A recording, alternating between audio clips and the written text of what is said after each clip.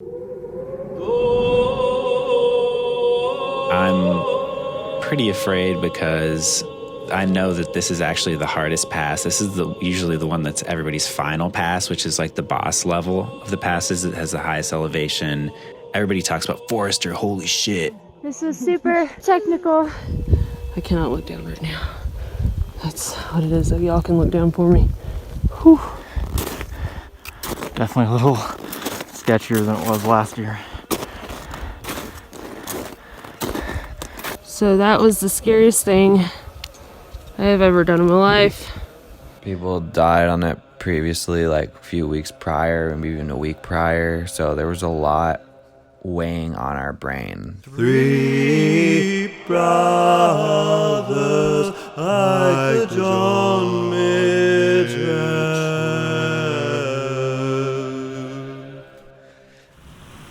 We woke up way earlier than usual before the sun came up. This was our first pass and it was the biggest one. So I was a little bit afraid. I was like trying to be as safe as possible, start as early as possible. It was literally freezing. Whenever we got up, I was like, yep, let's fucking do it. Let's get the fuck out of here. I need to warm up. Sunrise doesn't look too different from the sunset. It was really, really cold. I had a tough time sleeping. I didn't get a whole lot of sleep. It was one of the coldest nights. Mm-hmm. And we decided not to cook any breakfast and just eat protein bars. Ooh, sun just finally hit us. It was like 40 degrees till just now. Heading up there, what do you think? I think it's over here. So today our big goal is getting to the top of Forester. That's like 2 miles. And then after that, we're just going down for like 10 miles. So we'll see how far we get. We're just going to try to find a good spot with a nice water source. Making our way up past, hiking fast, up hills past lakes and streams.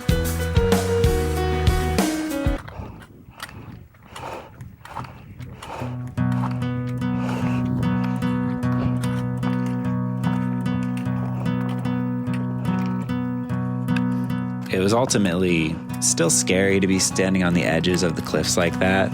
It's always a little bit unnerving. It was the first time that I was like, whoa, this is fucking up here and this feels a bit dangerous.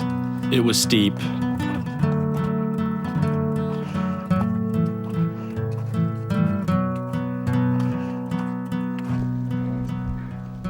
How you feeling, Zachy? Not bad. A little sore. Doing notable? Taking one?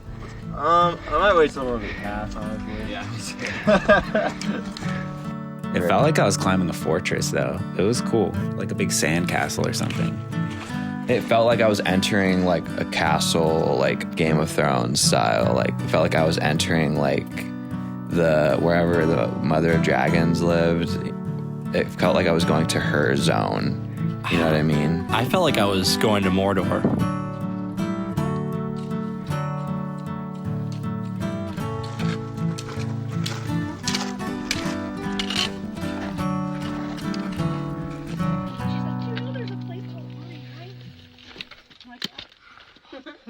Cool, it's rolling. What do we say? It wasn't that hard. Yeah, it wasn't that bad, actually. I guess the second It was half. pretty tough. We had a guy take our picture, and then we started going down. And we actually lost the trail for a second on the way down. Lost. Not sure which way's down. It was easy to lose it, and we did, and like everyone around us did too. We kind of met up with a couple other northbounders, and we got on our way. Back on trail, man. You can see so many southbounders going up Forester that morning. They were just nonstop. We saw probably like 20 to 40 people. I would say closer to 50. A lot of people passed us. Cool umbrella. This was definitely one of my favorite passes going down. I just like watching you guys go down the switchbacks back and forth. Something about it was just like hypnotizing.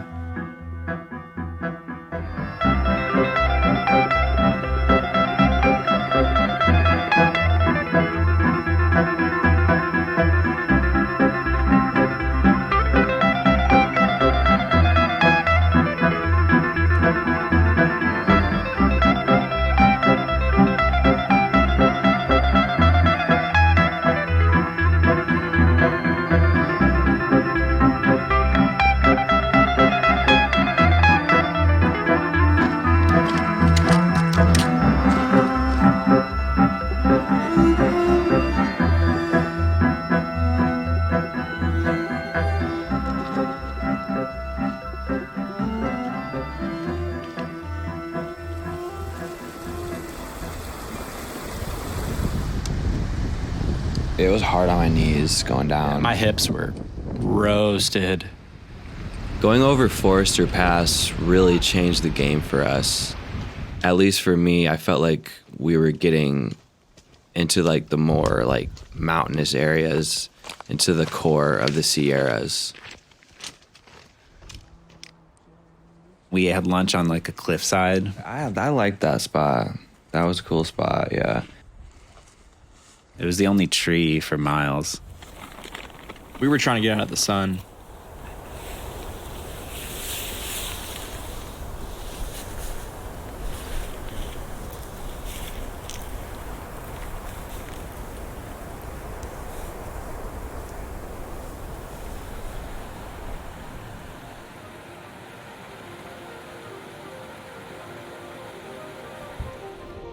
While we kept descending down, we eventually hit the tree line when it was great to finally get into the shade. There was also a lot of fallen trees in this area. Yeah, I guess a lot of there was a big snow here this winter, and there were a lot of avalanches, and this area was just plowed over. It smelled really good, though. Oh, yeah, it smelled like fresh pine. It smelled like Christmas. Yeah, it smelled really good. Fuck. That almost makes me, just remembering that makes me kind of want to get like a real Christmas tree just to have a smell of pine in my apartment. Maybe I'll buy a wreath. Ooh, yeah.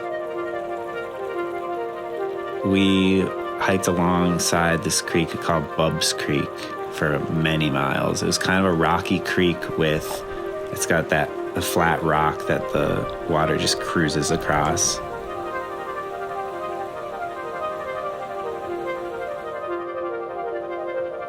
There was this frog that was swimming around in the water. I remember, and he went like down the slide. He made it.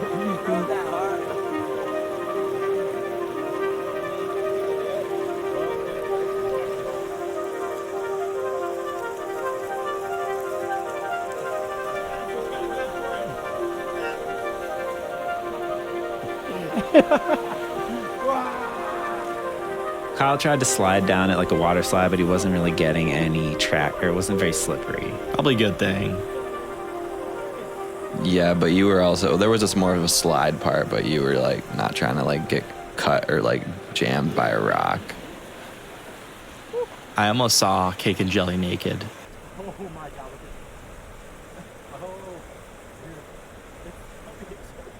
No. I guess Cake and Jelly were like just feet from us over some rocks. They were definitely trying to get naked, like they're about to hook up on Bubs Creek. Cake and Jelly, comment down below. What were you guys doing in Bubs Creek? A lot of spots in the trailers, places I would go back to. Bubs Creek's one of them. Yeah, they had a nice camp spot right there too.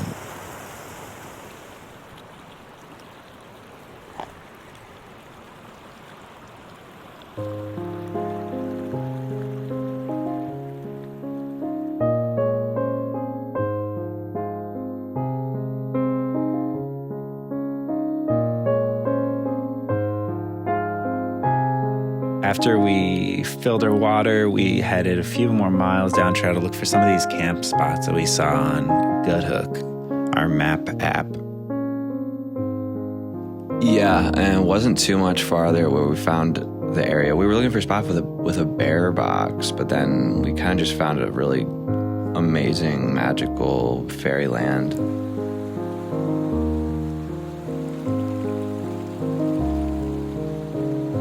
The spot we found was like surrounded by creeks, so there's water all around us, making the most beautiful music. It was just like water was just falling down the mountain, going through all these colonies of tree roots, just pouring through rocks in every which way. It sounded like really light flutes and like muted percussion. I codenamed this spot Waterworld. Vidette Meadows, aka Waterworld. Vidette Meadows fits though. I feel like that does fit its vibe. And we did get there relatively early, so even you were able to do a grundle dip.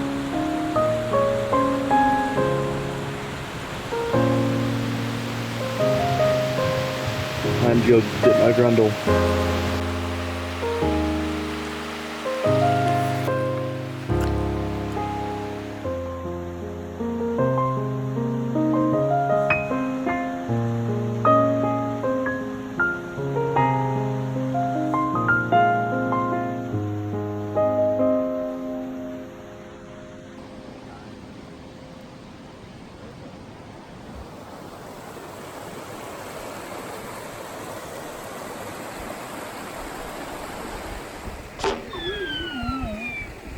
We puffed a Giorgio on this big fat log above the water. A fallen log, fallen tree. It was huge. It was probably 3.5, 4 feet in diameter.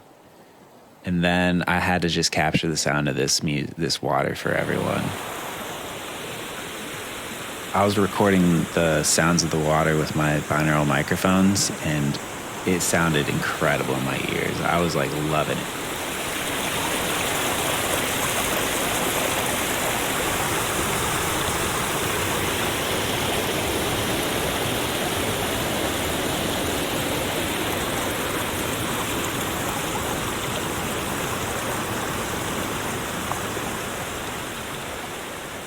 Oh, there's those one flowers there, the red ones with like the 5 bells. tubes.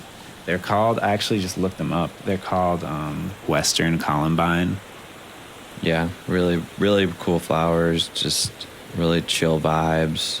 So that was the first of your flower shots. Zach started shooting like basically every flower he saw, starting with this one. I think so. I was inspired by the location and all the beauty. And I was like, you know what? I need to shoot all these. These flowers need a voice. As the boys were out there looking at flowers, I was out there collecting wood, trying to keep us warm for the cold night to come.